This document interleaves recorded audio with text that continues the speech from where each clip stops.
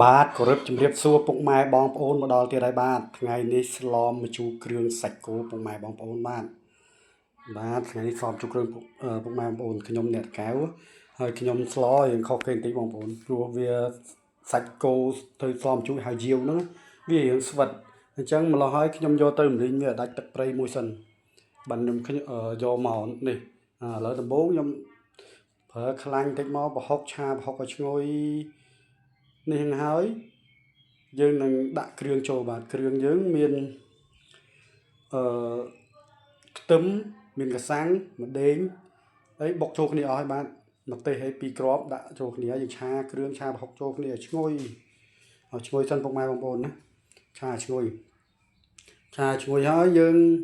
ក៏បានដាក់សាច់ដែលយើងរំលីងរួចមកតង់ហើយហ្នឹងមកដាក់ទៅស្លវាឆាប់ឆ្អិនអញ្ចឹងយើងងាស់វាងាស់ឲ្យទៀតយើងថែមទឹកមកជិបដើម្បីឲ្យវាចូលជាតិចូលខ្លាំងកាន់តែល្អពុកម៉ែបងប្អូនបាទហើយយើងផ្សំគ្រឿងយើងមិនតាន់លោកប្រើនេះប្រើទឹកត្រីបន្តិចយើងប្រើវិជ័យស្ករអត់តាន់ហ៊ានអំបិលទេព្រោះថាយើងមានប្រហុកច្រាមរួចហើយបាទអញ្ចឹងយើងមិនតាន់លោកគ្រឿងប្រៃខ្លាញ់ប្រៃទេពុកម៉ែបងប្អូនអាហ្នឹងខាងខ្ញុំគឺស្លអញ្ចឹង